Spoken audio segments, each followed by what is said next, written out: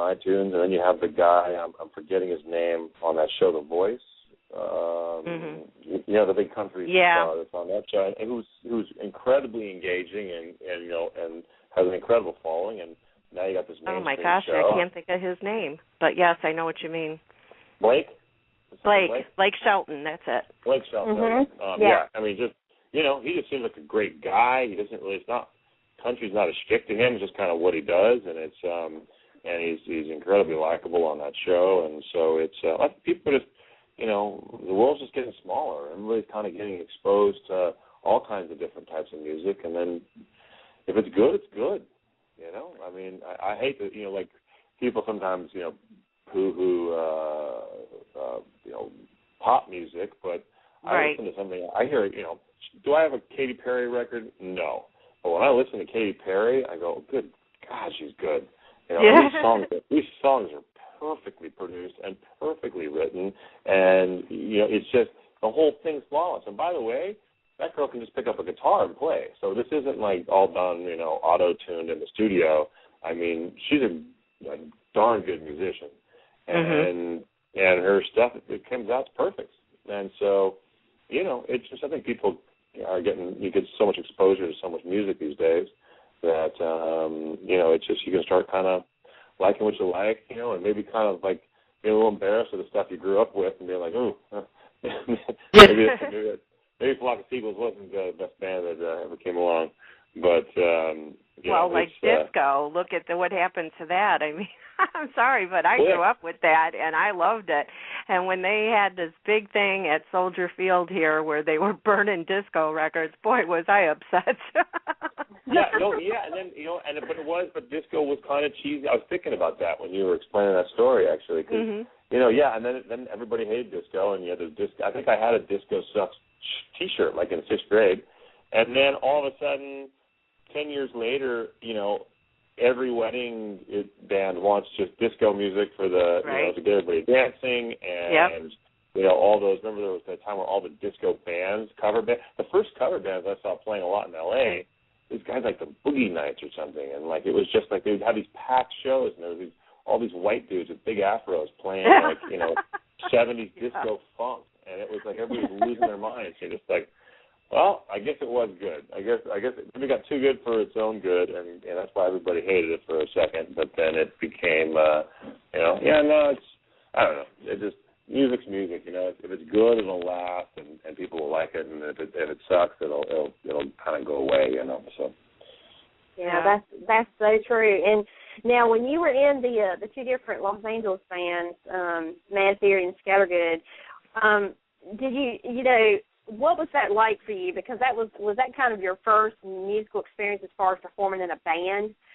Yeah, it was. It was like, you know, it was just this thing where we just, you know, 4 friends, and we were all, you know, like actors, and we were all kind of struggling. We were all surfers, and we all lived kind of like a few blocks from each other down in Manhattan Beach, and then we started playing, and we got better, and then we started playing little shows, and people were like, good God, you guys are good and cool, and you know, it was funny. It was right at the time when rock, it was post-grunge when rock was going super heavy. And it was Limp Bizkit, Limp Bizkit and Korn were the big bands, and, you know, we were playing shows, and we played shows with bands like System of a Down and Alien Ant Farm and all these bands that were really heavy and we were just this really kind of straight-up rock band. And, you know, I think people were kind of into it because it was just like, oh, my God, it's not so aggressive, it's not so angry, it's not so detuned and heavy. And it was a lot of fun, but it was also like we were kind of out of place. We were out of, you know, we had long hair, everybody had short hair, you know, everybody was kind of angry, and we were just kind of playing music and having fun and writing, you know, trippy stories, and so it was a great experience, and I loved it. But I was also seeing how hard the music business was and how hard it was to get signed, and bands would get signed, and then their label would just dump them. And you know, you see these kids who their life work, they'd made it, you know, and they signed with a big label, and they did one kind of half-ass tour, and the label just sort of, you know, they had a 5-record deal, and the label just takes some of the tax write-off and just and drops them.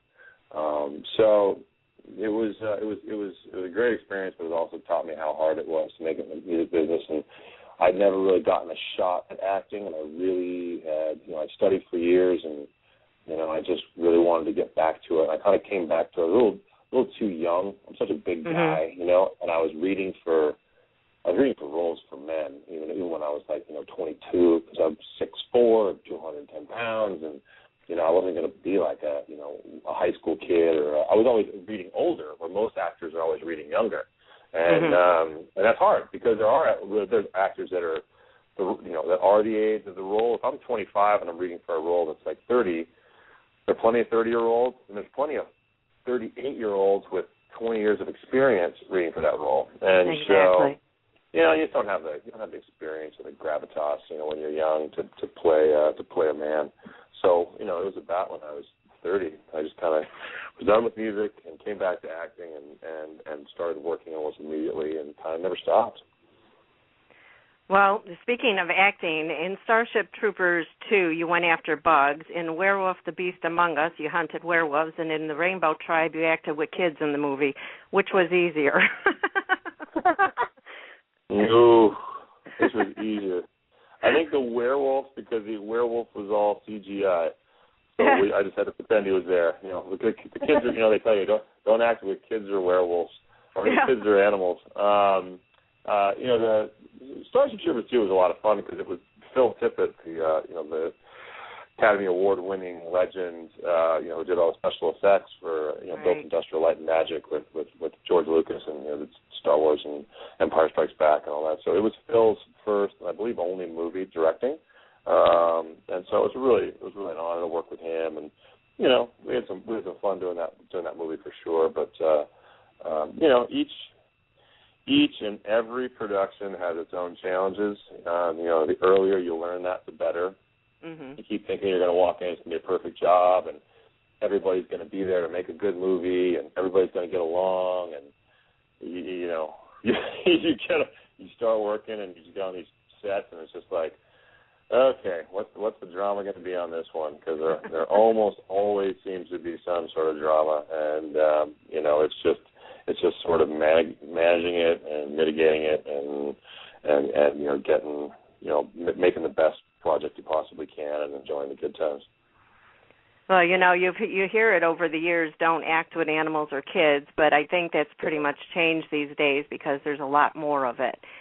So I think it may have just been some actor in the old days that said, never again, and it just went from there. I don't know. Well, no, it is. I mean, kids are incredibly tough because they're well protected as they should be, so they can't be on set much. And so for starters, if you're working with the kid, you work with like the Olsen twins were a perfect example. Yeah. They had two of them because you needed two of them to make a show because one of them couldn't make an entire show. One of them couldn't work a full day, and they should have. So that's one difficult thing is they shoot the kid and then the kid has to go home, and now you're shooting with some 40-year-old grip standing there in his place, reading the off-camera lines. And animals just do whatever the hell they want. Right. That's the one thing about animals is that they don't understand why they're there. Or they're either very excited because of all the attention, or they're really spooked because of all the attention.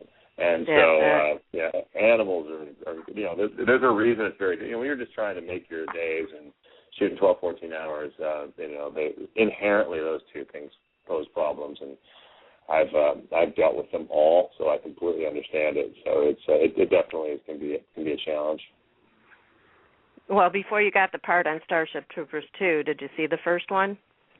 Oh yeah, I've seen the first one. So I knew it was going to be big, crazy special effects. I thought it was really funny and dark, and I thought it was a super cool movie, which is one of the reasons why I definitely want to do it. Well, it's funny because I've seen Starship Trooper 1 and I've seen 3, but I have not yet seen 2. Isn't that hot? Yeah. So I have to watch 2 so I can see you in it. The reason I watched 1 and 3 is because at one point I had interviewed Casper Van Dien. So, and I know that he wasn't in too.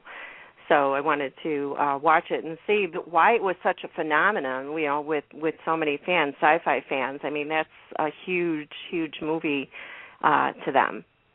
Yeah, well, it had this social commentary. It was kind of, very subversive in a way. I don't know. It definitely was. There wasn't much of that in 2. I never saw 3, so I'm not sure if there was much of that in 3. But yeah. Well, 3 they get naked. Is that what it is? They got Casper naked. Well, there you go. That shocked the heck out of me. I wasn't expecting it. That's probably how they got it greenlit. The only way you can do that is Casper's got to get naked.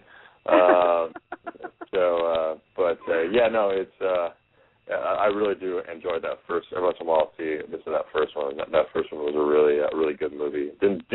Unfortunately, it didn't do well in the box office. Is why they didn't make another big budget one. They think it was because it was R-rated and that people were going to see it, but they were like, the kids were saying they were going to see. But it wasn't. Mr. Bean. They said that they think everybody went and paid for Mr. Bean, but saw their movie, and that's why Mr. Bean was the #1 movie, and they got. Mr. Bean beat out Starship Troopers. I think that, if I remember correctly, don't quote me on any of this. I remember all the producers complaining that that's why their movie didn't make good money. It was because all the kids couldn't see it because it was R-rated, but they were all going. They were just buying tickets for Mr. Bean, and Mr. Bean became this big, huge #1 only because of that. And I don't want to disparage the Mr. Bean people. Oh, no. I mean, Mr. Bean is funny. I love him.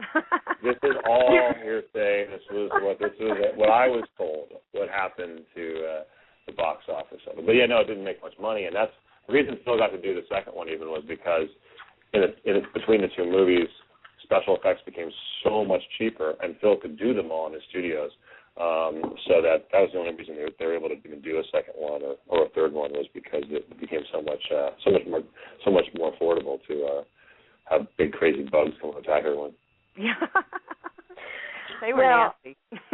Ed, you've also starred in quite a bit of TV. I mean, everything from Eureka to Desperate Housewives to NCIS Los Angeles, True Blood, Castle. I mean, and they're all. The shows are all different. Did you have a particular role that you played from any of the television shows that you've been on? It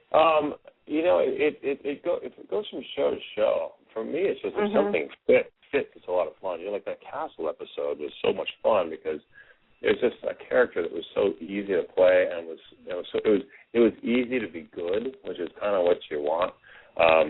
Because making TV shows is not necessarily easy, and so and everybody's working super hard, and you want to be good because you want everybody's hard work to pay off.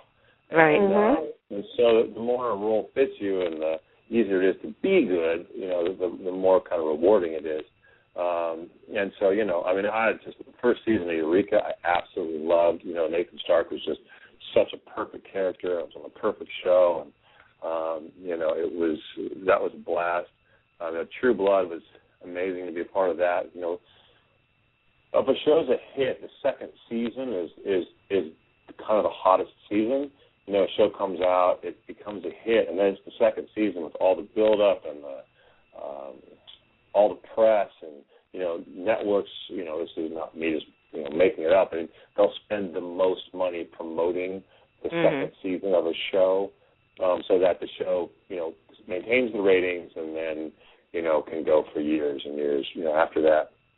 And so to be a part of the second season of True Blood when it was the hottest show on television was a lot of fun and you kind of go from job to job and just hope to do good work and meet some good people, hope to work with them again, and it's a bit of a gypsy lifestyle in that regard, but and then there's some jobs that it might be a good show, it might be a big show, and people are like, hey, you're great on that show, and you kind of go, oh, that was not easy. Whether the dialogue turned out to be awkward or the rewrite turned out to be awkward, or there was all kinds of drama on set, and you're just kind of trying to keep your head down and you know, do the job and you know, get home unscathed, and you know, so it's